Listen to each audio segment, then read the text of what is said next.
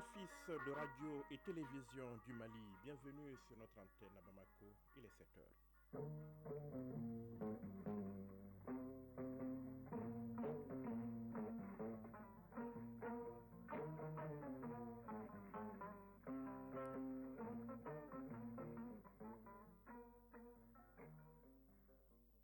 Le journal Yaya Konaté.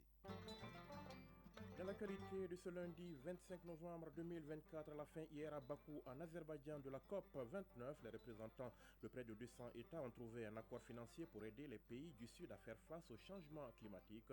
Ce financement vise particulièrement à soutenir les pays concernés dans leur transition énergétique. Le début ce lundi d'une longue semaine de négociations autour du plastique à Busan, en Corée du Sud. Le comité de négociation espère s'accorder d'ici la fin de la semaine sur un traité visant à réduire la pollution et la production en plastique, à l'image des discussions qui viennent de s'achever lors de la COP 29 sur le climat. Les négociations qui s'ouvrent à Busan s'annoncent compliquées. Le Rwanda veut passer à l'électrique concernant les mototaxis à partir de janvier prochain. Tout nouveau mototaxi enregistré à Kigali devra être électrique. Une décision historique pour la demi-douzaine d'entreprises de mobilité verte du pays. Le gouvernement rwandais a en effet récemment annoncé l'arrêt de l'enregistrement dans la capitale Kigali de nouveaux mototaxis à moteur à partir de janvier 2025. Dans l'actualité de l'espace AES, ce matin, une rencontre ce week-end des chefs des missions diplomatiques du Burkina Faso, du Mali et du Niger avec le représentant spécial du secrétaire général des Nations Unies pour l'Afrique de l'Ouest et le Sahel. La rencontre s'est tenue à Abuja, au Nigeria. Nous parlerons également d'activités des membres du gouvernement, des gouvernements burkinabé et nigériens. Le grand format du jour, elle s'appelle Aoussa, elle vit à Tombouctou. C'est une brave dame qui excelle dans ce qu'il est convenu d'appeler un métier d'homme.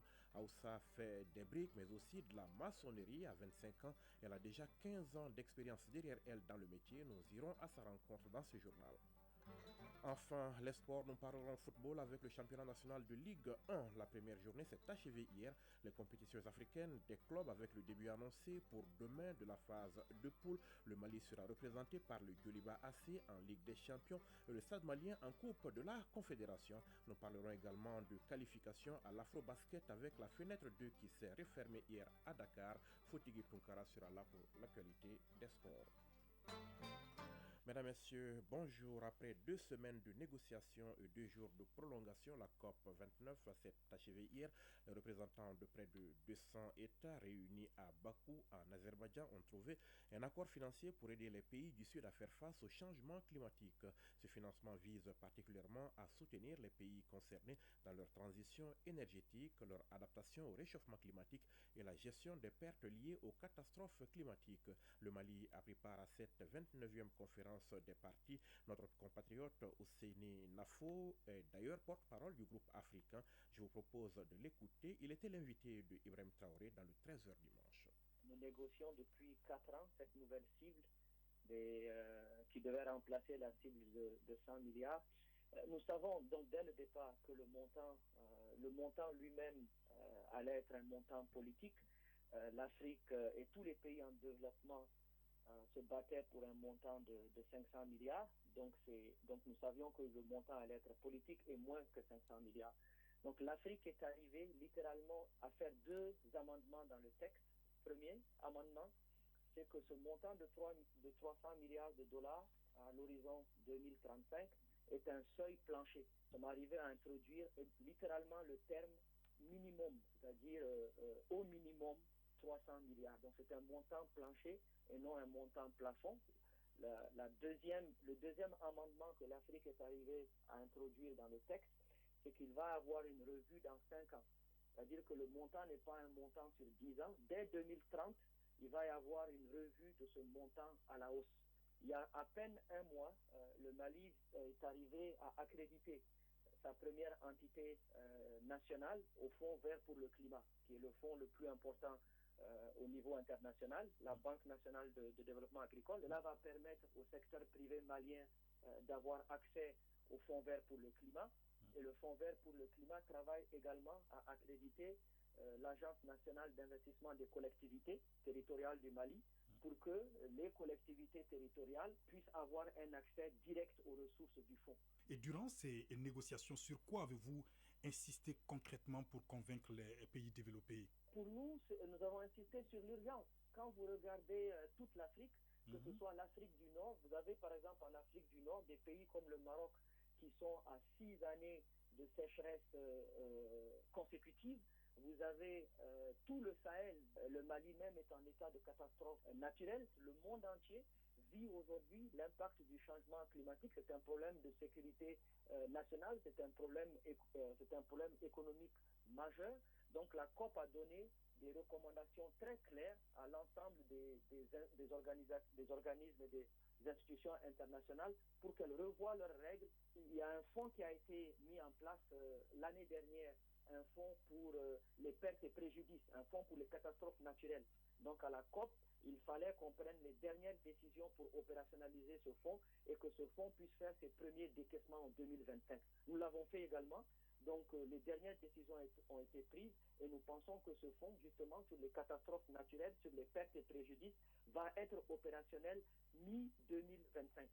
Fousseni Nafo à l'instant, le porte-parole du groupe africain à la COP 29 répondait aux questions de Ibrahim Traoré, l'actualité de l'espace AES dans un instant.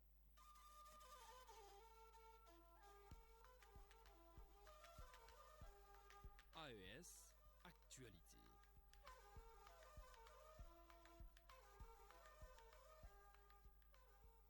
Dans l'actualité de l'espace AES ce matin, les chefs des missions diplomatiques du Burkina Faso, du Niger et du Mali étaient réunis ce week-end à Abuja au Nigeria, à la chancellerie du Mali. Ils ont ensemble rencontré le représentant spécial du secrétaire général des Nations Unies pour l'Afrique de l'Ouest, le Sahel, accompagné de certains de ses collaborateurs. La rencontre entrait dans le cadre des échanges périodiques avec le représentant spécial du secrétaire général des Nations Unies pour l'Afrique de l'Ouest, le Sahel et les missions diplomatiques. Amadou Sankaré depuis Abuja. En recevant le diplomate onusien, les ambassadeurs de la Confédération AES ont tour à tour pris la parole pour saluer cette démarche consistant à venir échanger avec eux sur la situation politico-sécuritaire dans leurs pays respectifs au sein de la Confédération et au-delà dans la sous-région ouest africaine. Face à leur hôte et tout au long des échanges, les chefs des missions diplomatiques de la Confédération AES ont évoqué avec pédagogie et munitie les raisons qui ont motivé le départ de leur pays de la communauté économique des États de l'Afrique de l'Ouest. C'est dans ce cadre qu'ils ont déclaré qu'il est regrettable que ce soit un destin tragique des trois États qui a occasionné une accélération du processus politique et un renouveau de l'intégration sous-régionale qui se voit à travers la création de la Confédération des États du Sahel. Aussi, ils ont affirmé que certes le Mali, le Burkina Faso et le Niger se retirent de la CEDEAO, mais qu'ils restent naturellement membres à part entière de la sous-région du point de vue géographique. De fait, les modalités de coopération future doivent être discutées dans un esprit constructif de partenariat dans le souci de préserver l'héritage commun. Cheikh Oumar Koulibaly, ambassadeur du Mali au Nigeria. Nous insistons sur l'impératif et la nécessité d'avoir un leadership africain. C'est important parce qu'on a indexé ici des faiblesses, des défis comme les ingérences, comme les diktats d'acteurs extra-régionaux. Et ces ingérences-là démontrent à quel point nous, Africains, nous avons effectivement à nous approprier, à nous réapproprier nos organisations, à impulser un leadership véritablement africain. Et une des conditions aussi, c'est la question du financement. Ces organisations, si nous ne les finançons pas nous-mêmes de manière autonome en tant qu'Africains, évidemment, on va toujours continuer à subir les diktats et les ingérences venues d'ailleurs souvent d'acteurs non communautaires. Donc il y a beaucoup de problématiques effectivement qui ont surgi de nos échanges, de cette réunion. En tout cas, je me réjouis vraiment de la disposition d'esprit dans laquelle vous êtes, et l'accompagnement des Nations Unies. Prenant la parole, le représentant spécial du secrétaire général des Nations Unies pour l'Afrique de l'Ouest et le Sahel dit avoir apprécié la qualité des échanges avant d'affirmer que les Nations Unies seront toujours aux côtés des trois pays. Il a également saisi cette occasion pour parler de la nécessaire réforme de la CEDEAO. C'est pourquoi il souhaite que les trois pays de la Confédération prennent une part active dans ce processus. Leonardo dos Santos Simao, représentant spécial du secrétaire général des Nations Unies pour l'Afrique de l'Ouest et le Sahel et chef du bureau de l'UNOWAS. Nous avons parlé aussi de la CEDEAO et sur la nécessité des réformes. La décision a été déjà prise par les chefs d'État de penser sur l'avenir de l'organisation. Donc nous demandons que les 3 pays participent dans cette réforme de l'organisation parce que pour la mieux adapter aux besoins et aux défis de la région. Enfin, les 2 parties ont salué cette initiative qui vise à consolider le partenariat entre les Nations Unies et les pays de la Confédération AES. Abuja, Amadou Sankaré pour l'ORTN. 7h10 à Bobo Dioulasso, Burkina Faso, le gouvernement intensifie les missions de contrôle et d'évaluation des chantiers donc dans la ville de Sia. Le ministre burkinabé des infrastructures, accompagné de son homologue de l'urbanisme, a effectué une visite inopinée ce week-end sur plusieurs chantiers de construction et de bitumage de voiries urbaines. L'objectif était d'évaluer l'avancement des travaux qui, selon les constats sur le terrain, affichent des résultats jugés satisfaisants. Kombo Honoré Sommet de la Radio nationale du Burkina Faso. C'est une tournée du ministre en charge des infrastructures accompagné de son collègue de l'urbanisme et de l'habitat pour constater des visu l'état d'avancement des chantiers de construction des voiries dans la ville de Bobo Dioulasso. Ce sont au total 3 sites de travaux de construction et de bitumage des voiries visités avec des taux d'exécution qui satisfont le ministre Adama Luc Sorgo. Nous avons constaté qu'effectivement, ils sont pratiquement au même niveau. Voir qu'ils avaient mis aussi en place une équipe pour déjà préfabriquer, mettre en place les préfabriqués, confectionner les bétons de voiles. On a vu qu'ils sont beaucoup avancés dessus. Qu'on a vu, ils sont en train de préparer effectivement les déviations pour pouvoir entamer à ce que nous a dit la mission de contrôle, c'est qu'ils ont déjà fait un bon gerbage au niveau des matériaux et qu'en principe, tout doit rouler. Bien que le taux d'exécution global soit satisfaisant, des goulots d'étranglement existent sur certains chantiers. Ahmed Serré, responsable des travaux de construction de la voie Chalogne en Champagne, pour ces cas de Bobo Dioulasso. Dans l'ensemble, les travaux évoluent très bien.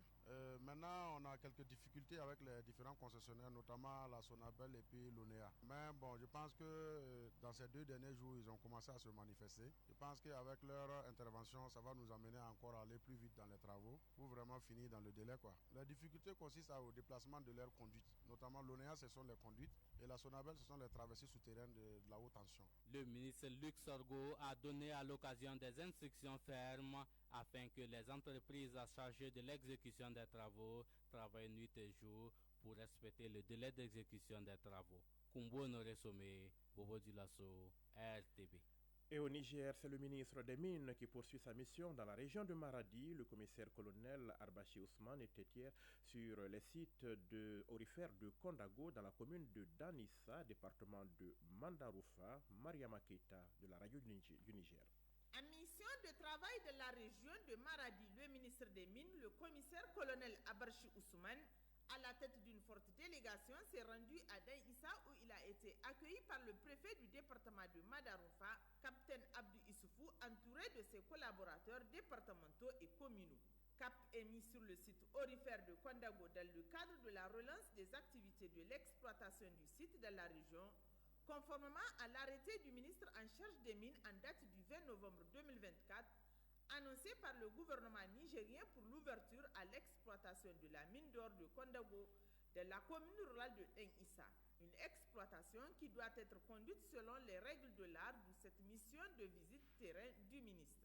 Exploité par l'entreprise Rowa United Sal de El Hadj Mustafa Boubacar, avec 6 autorisations d'exploitation minière semi-mécanisée d'or de 5 km chacun, soit 30 km, ce site de traitement des minerais a reçu également la délégation ministérielle. Du concassage au broyage, le ministre des Mines, commissaire-colonel Abarchi Ousmane, qu'accompagne le gouverneur de la région de Maradi, contrôleur général des polices Issoufou Maman, et plusieurs autres cadres de son ministère, ont été édifiés sur la chaîne de traitement des minerais avant de visiter la carrière où ces derniers sont extraits.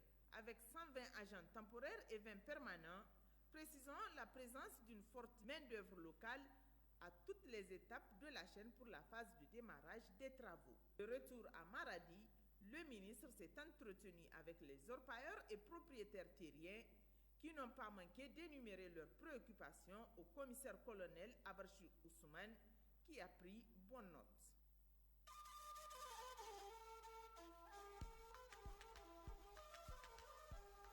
AES Actualité.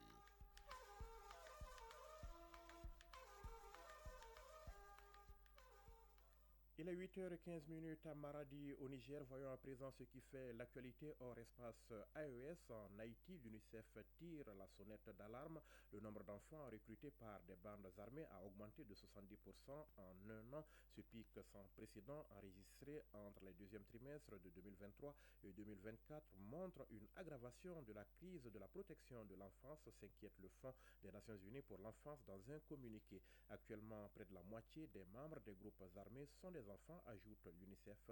Depuis fin février, Haïti, déjà plongé dans des années de crise, fait face à une flambée d'attaques de gangs accusés de meurtres, d'enlèvements et de violences sexuelles à grande échelle. Guerre au Soudan. Si l'ONU continue d'indiquer un bilan avoisinant les 25 000 morts, la guerre pourrait avoir fait dans tout le pays plus de 150 000 victimes civiles dans les bombardements, les massacres et en comptant les morts de faim et de maladie. À cause des combats qui se poursuivent, il n'existe aucune statistique fiable.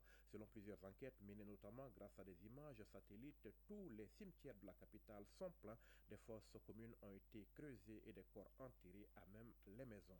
Concert d'Afro House, voitures de luxe, rutilantes et prières géantes, le parti au pouvoir en Namibie n'a pas lésiné pour la dernière étape de son marathon de campagne, mais en dépit de cette ambiance festive, le discours prononcé par la candidate de la SWAPO témoigne de l'incertitude qui règne à quelques jours du vote.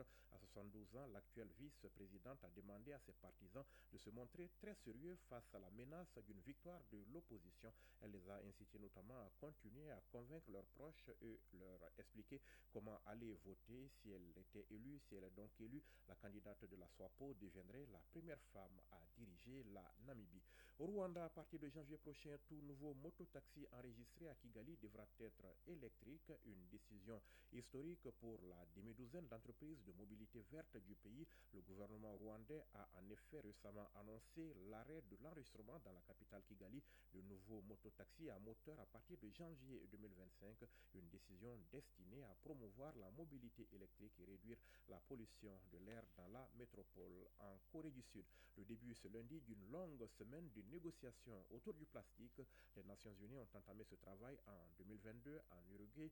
2 ans et 4 ans, 4 réunions plus tard, disons, c'est à Busan que le comité de négociation espère s'accorder d'ici la fin de la semaine sur un traité visant à réduire la pollution et la production de plastique. Des négociations qui semblent d'ores et déjà difficiles, à l'image des discussions qui viennent de s'achever lors de la COP 29 sur le climat. Les négociations qui s'ouvrent à Busan s'annoncent compliquées et à l'issue incertaine, dans les positions des 176 pays présents sont opposés. Il y a les tenants d'une approche ambitieuse, une vaste majorité des États africains et européens. Pour eux, on n'arrivera à rien si on ne ferme pas le robinet en limitant la production toujours plus importante de plastique, un avis que les États-Unis avaient fini par adopter avant de reculer à la suite de l'élection de Donald Trump. Le pays premier producteur mondial de plastique ne voit plus comment cette position pourrait permettre l'obtention d'un accord. Autre point important de ce texte et qui accentue les tensions, c'est le fait que le traité est légalement contraignant. Les pays signataires s'engagent donc à le respecter sous peine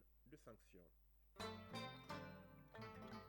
7h18, retour ici au Mali. On en vient au grand format de cette édition. Elle s'appelle Aoussa, elle vit à Tombouctou. C'est une brave dame qui excelle dans ce qu'il est convenu d'appeler un métier d'homme. Aoussa fait des briques, mais aussi de la maçonnerie. C'est rare donc pour être signalé. Son entreprise, Mayam Brick, fait aussi des pavés, des pots de fleurs et autres balustres. À 25 ans, elle a déjà 15 ans d'expérience derrière elle dans le métier. Allons plutôt à la rencontre de cette Amazone dans la cité des 333 saints avec Najim Baba Sissi. Du haut de ses 25 ans, Aoussa Mahalmoudou est l'une des rares filles à embrasser la maçonnerie dans la ville de Tombouctou après sa déscolarisation. Un métier qu'elle a appris auprès de son père et encadreur. La construction, la fabrication des pavés et leur pose n'ont pas de secret pour cette jeune fille. Aoussa Mahalmoudou, maçon. J'ai commencé à travailler avec mon père depuis que j'ai l'âge de 10 ans. Il m'a montré comment faire les choses. Il m'a mis dans les formations pour que je puisse comprendre les choses. Hausa n'est pas complexée dans l'exercice de son travail quotidien. Elle fait la sourde oreille aux préjugés, car son ambition, c'est de devenir chef d'entreprise. J'ai fait du pavage, balestir, gouttière, piquet des bornages, etc. Il y a beaucoup de choses que j'ai fait. L'employabilité des jeunes, afin qu'ils puissent aller vers les filières porteuses, est l'une des politiques prônées par les hautes autorités et leurs partenaires au Mali. Baba Djité, président de la Chambre de métiers de Tombouctou. C'est une fierté pour la région de Tombouctou. C'est aussi une satisfaction morale pour montrer aux autres filles qu'il n'y a pas de métier pour hommes ni pour les garçons. Aramata Sen, marraine de Hausa. Voir une femme exercer ce métier dans notre ville de Tombouctou, c'est très difficile. Je sais qu'elle a eu plusieurs préjugés parce que c'est un domaine qui n'est connu que pour les hommes. Elle a continué à faire son travail parce que c'est son ambition depuis, elle me disait depuis à bas âge. Elle est appuyée par 3 filles et un garçon qui partagent son concept. Mouli Traoré, collaboratrice de Hausa. Quand on travaille, on peut avoir tous nos besoins qu'on vit. Ce n'est pas les garçons seulement qui vont travailler. Le choix du nom de son label, Mariam Brick, est une reconnaissance à sa maman. J'ai mis ça sur le nom de mon entreprise parce que c'est ma mère. Bon, ça me touche quoi. Quand j'ai commencé à travailler seulement, elle m'encourage tout le temps, elle me donne sa bénédiction tout le temps. Garba Hamay, maçon. On est là pour montrer que même les murs, il est en train de monter un mur. Ça, c'est un bon témoignage que je souhaite toutes les femmes du Mali, toutes les femmes du Tombouctou, voir ça, le travail que les petites filles sont en train de faire. Mahalmoudou Mahalmadan Traoré, père et maître de Hausa. C'est que j'ai un appel à lancer pour les filles qui ont vraiment fini l'étude. Elles n'ont qu'à chercher le centre de formation pour qu'elles puissent bénéficier de formations pour trouver un autre certificat qui peut les appuyer. Il n'y a pas de sous-métier. Tout comme Hausa, lorsque le destin n'offre pas le choix, on doit se battre à tout prix pour joindre les deux bouts.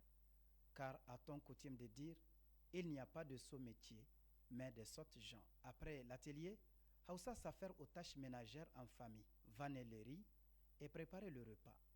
Tombouctou Najim Baba Sissé, Alou Koulibaly pour l'ORTM.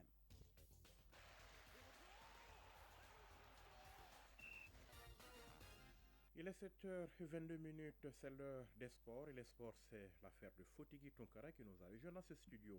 Fotigui, bonjour. Bonjour Yaya Konaté, bonjour à tous. Et nous allons commencer par du football avec le championnat national de Ligue 1. La première journée s'est achevée hier. Oui, il faut surtout ajouter professionnel, parce que désormais la Ligue 1, le championnat national de Ligue 1 professionnel de football.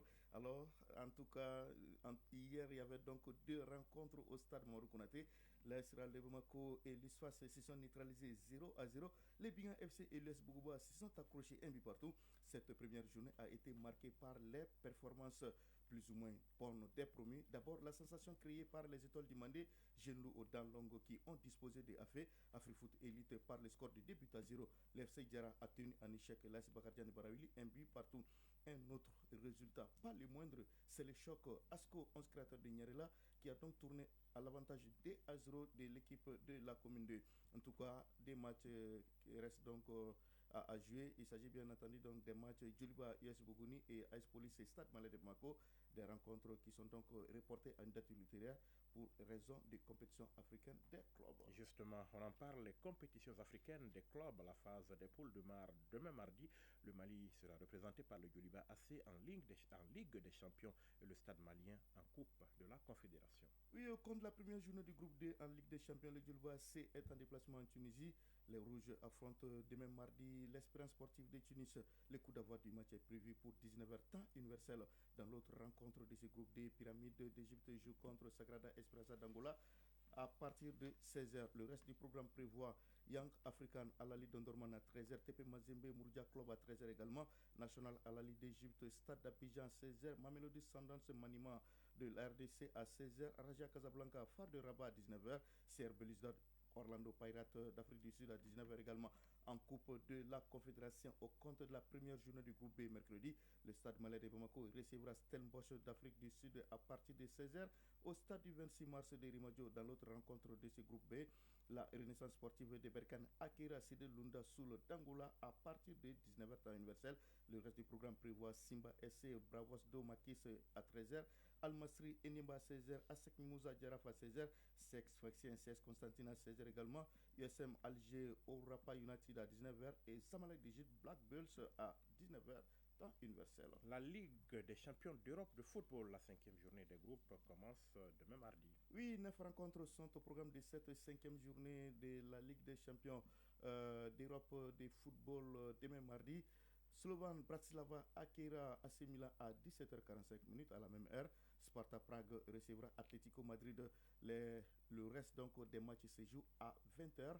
Il s'agit de FC Barcelone, Brest, Bayer Leverkusen, Red Bull Salzbourg, Bayern Munich, PSG, Inter Milan, Red Bull Leipzig, RB Leipzig, Manchester City, Feyenoord, Sporting Arsenal et Young Boys Atalanta.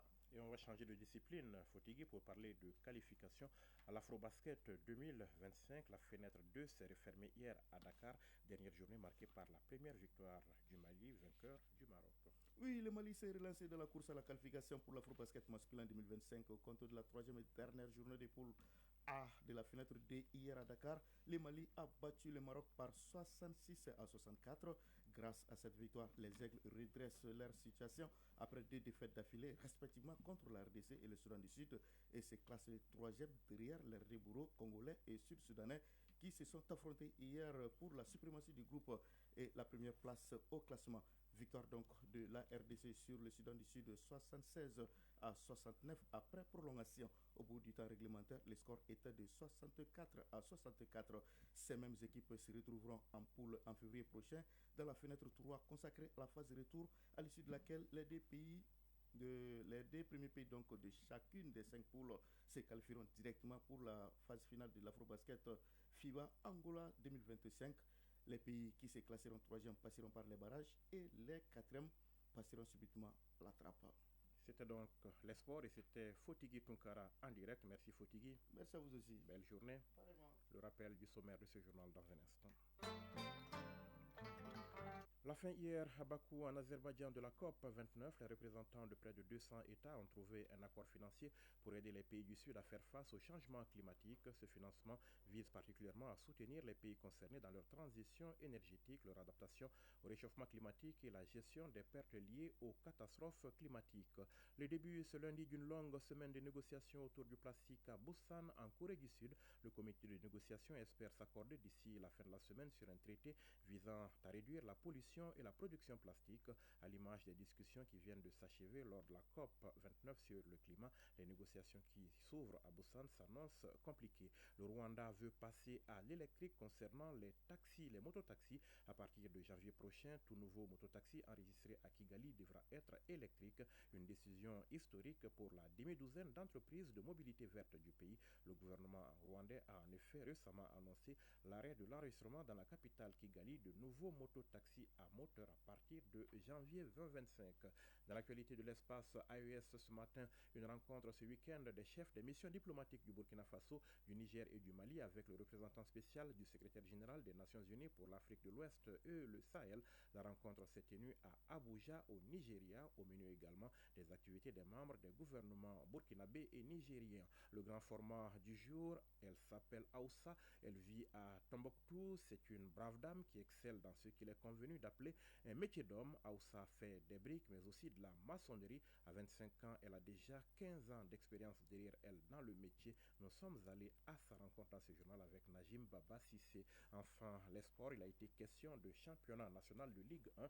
La première journée s'est achevée hier. Les compétitions africaines des clubs aussi, elles démarrent, le début annoncé pour demain donc la phase de poule. Le Mali sera représenté par le Djoliba AC en Ligue des champions et le Stade malien en Coupe de la Confédération. Il y avait aussi au menu du basketball avec la qualification à l'Afrobasket, la fenêtre 2 qui s'est refermée hier à Dakar. C'est la fin de ce journal à 7h passées de 29 minutes. Vous avez été servi par Mamadou Diallo à la mise en onde, Mohamed Koulibaly à la mise en ligne, coordination, réalisation Ousmane Dao, présentation Yaya Konaté.